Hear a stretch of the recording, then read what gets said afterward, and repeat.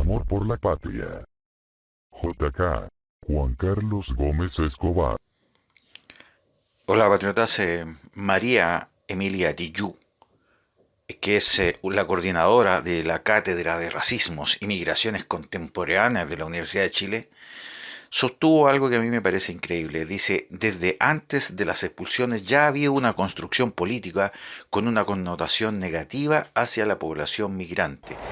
Dice, y además agrega, no es posible que la gente migrante tenga miedo de vivir en Chile.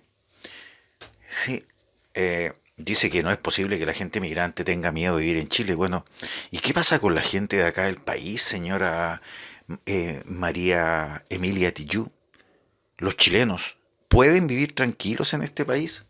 Esa sería la pregunta que yo le hago, porque, bueno, con esa misma fuerza que está defendiendo estos derechos y dictando casi una cátedra, podría dictar una cátedra también en relación a qué pasa con los derechos de vivir en paz que tenemos, por ejemplo, todos los chilenos, todos nosotros, que somos los que construimos este país, nuestros antepasados que construyeron nuestro país, tenemos derecho a vivir en paz, tenemos derecho a vivir tranquilos, pero lamentablemente no hemos podido vivir tranquilos porque las razones que todos conocemos, porque el comunismo, a través de su brazo armado, no nos han dejado vivir en paz. Y esto se acentuó a partir del 18 de octubre del 2019. Después dice, no paran las deportaciones a personas migrantes, han sido una constante del actual gobierno, pese a las críticas de organismos de derechos humanos, de autoridades políticas y de organismos internacionales. Es decir, veamos cuánta gente ha entrado en nuestro país y cuánta gente ha sido expulsada. Además, ellos confunden y meten a toda la gente en el mismo saco, porque recordemos que las últimas expulsiones, señora María Tijoux, que usted habla ya desde los libros, parece, pero no tiene conexión con la realidad. Las últimas personas que han sido deportadas, que han sido un número muy pequeños, han sido personas que han sido sacadas de las cárceles principalmente y se les ha conmutado su pena por mandarlos a su patria, a su país origen. A esa gente también tiene miedo de vivir en Chile, o esa gente es la que provoca miedo a las personas que están viviendo en Chile. ¿Cómo es la cosa acá? Porque, como usted comprenderá, esta gente que fue finalmente expulsada y que estaban cumpliendo penas, por ejemplo, privativas de libertad en las cárceles por delitos de alta connotación, como violencia, como tráfico, etcétera, esas personas hacían inseguro vivir en nuestro país y esas personas fueron expulsadas de nuestro país, pero fueron expulsadas y de vuelta a sus países de origen. Pero eso en ningún momento lo señala. Ella dice que desde antes de las expulsiones ya se ha construido en Chile una suerte de otrore, otredad señalada con el dedo, que tiene que ver con la construcción que se ha hecho, que tiene que ver con una construcción política contra las personas migrantes que han llegado a Chile a trabajar. Una vez más, ella hace una visión sesgada, ideológica, porque acá lo único la única deconstrucción que yo he notado, el único constructo que yo he notado es el que han hecho los comunistas a lo largo del tiempo en los colegios, en las universidades, para lavar la cabeza de la gente y hacerlos tener la posición que finalmente tiene a nuestro país hoy día sumido casi en un abismo, con, por ejemplo, elecciones de constituyentes comunistas que no dan ninguna seguridad, con la instalación como constituyentes de gente absolutamente violenta y que va contra el sistema, como los que últimamente han dicho que tienen que obtener libertad sí o sí para los presos que ellos llaman políticos y que no son más que presos que atacaron a los carabineros, destruyeron, saquearon, destruyeron los bienes de uso público y privado, etcétera. Pero ella hace un análisis de una parte de este todo. Y la parte de este todo que ella analiza es el lado que puede dejar mal parado aún más al gobierno de Chile y puede victimizar aún más a la izquierda y puede victimizar aún más a esta gente que no toda ha llegado a trabajar, señora Tijoux. Hay mucha gente que ha llegado definitivamente a cometer delitos a nuestro país.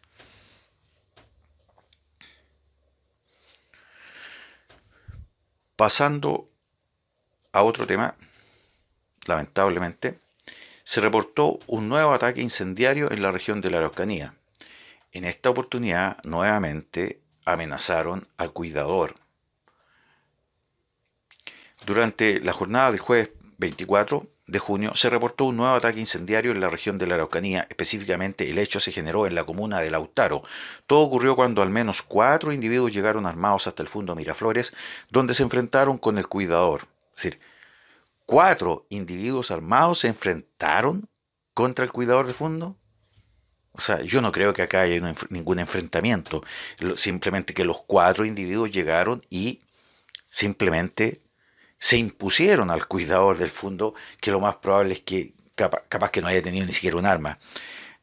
Pero ellos dicen que se enfrentaron con el cuidador del fondo de aquel sitio, quien se encontraba en una casetita de vigilancia como la que ocupan en forma común los guardias en este país. Fue en ese contexto que los sujetos le exigieron al cuidador, bueno, y no era que se habían enfrentado, no, pues no se enfrentaron, le exigieron al cuidador las llaves de una de las viviendas que se encontraba sin sus habitantes, a lo que el trabajador respondió que no portaba las llaves. Tras esto, los individuos procedieron a disparar a la caseta, provocando la salida del cuidador de aquel lugar. Es decir, como se dice comúnmente en Chile, lo agarraron a balazos. La situación provocó la movilización de la Brigada de Investigaciones Policiales al lugar para indagar el hecho por instrucción del fiscal Luis Torres. Y, como siempre, no hay ningún detenido, como siempre, las víctimas continúan indefensas y, como siempre, la impunidad sigue reinando en la Araucanía, esta vez con un nuevo hecho de corte terrorista, delictual, podríamos decir, guerrillero. Eh,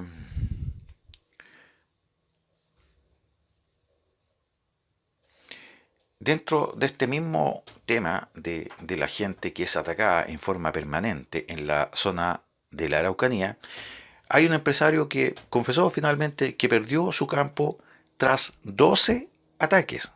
Este empresario al cual me estoy refiriendo perdió su propiedad, perdió su tierra, porque después de 12 ataques de impunidad ya no aguantó más y por lo tanto Andrés Cox, que es un empresario agrícola y ganadero propietario de un fundo de 470 hectáreas en Cañete, después de verse afectado por 12 ataques y no haber tenido ninguna protección del Estado, finalmente, eh, obviamente su terreno dejó de ser productivo, ya no podía producir nada porque constantemente, bueno, era destruido todo lo que tenían ahí, maquinaria agrícola, camioncitas, las mismas casas que hay ahí.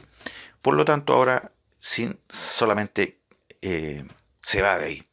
Ahora lo quiere vender al Estado, porque no hay otra entidad que vaya a comprar ese fondo. Es decir, no se lo va a vender a un empresario, porque el empresario sabe que a su vez este señor que es Andrés Cox se está yendo ahí porque no pudo trabajar, porque no pudo producir y no porque no tenga capacidad, simplemente porque se ve enfrentado diariamente a los ataques guerrilleros que hay en esa localidad.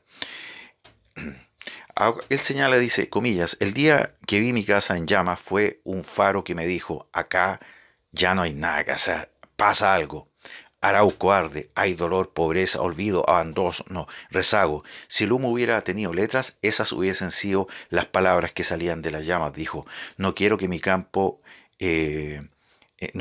finalmente él no puede hacer lo que él quería con su campo, producir riqueza. Por lo tanto, finalmente decidió retirarse, decidió vender y obviamente los únicos que pueden estar en condiciones de comprar ese fondo es el Estado para dárselo, ustedes saben, a los originarios. Él era propietario desde 1989 de 470 hectáreas del fondo La Pasión. Está ubicado a la orilla del lago Lanalhue en el sector de Huelquehue, en el camino que une con Tulmo y Cañete, que es la zona pero caliente de la Araucanía, la zona donde más delitos se producen, donde más ataques de corte subversivo se producen. Dice que recuerda que fueron 30 años aproximadamente de bonanza, periodo en que logró cuidar un bosque nativo, crear un camping, producir 400 novillos anuales y 300 lanares y cuidar un criadero de 25 caballitos andaluces, portugueses, eran terneros que producían las comunidades mapuches que iban a nuestro campo donde hacíamos un proceso de engorda intensiva hasta llevarlos a su término. Pero la violencia, la delincuencia, los ataques subversivos con absoluta impunidad hicieron que este emprendedor chileno dejara definitivamente esas tierras. Es decir, acá una vez más ganó la violencia y una vez más perdió el Estado de Derecho en Chile. Haye Propiedades. Invierta en Miami, Santiago, Viña del Mar, Valparaíso, Puerto Montt, Puerto Varas, Miami. Haye Propiedades. Amor por la patria. JK Juan Carlos Gómez Escobar.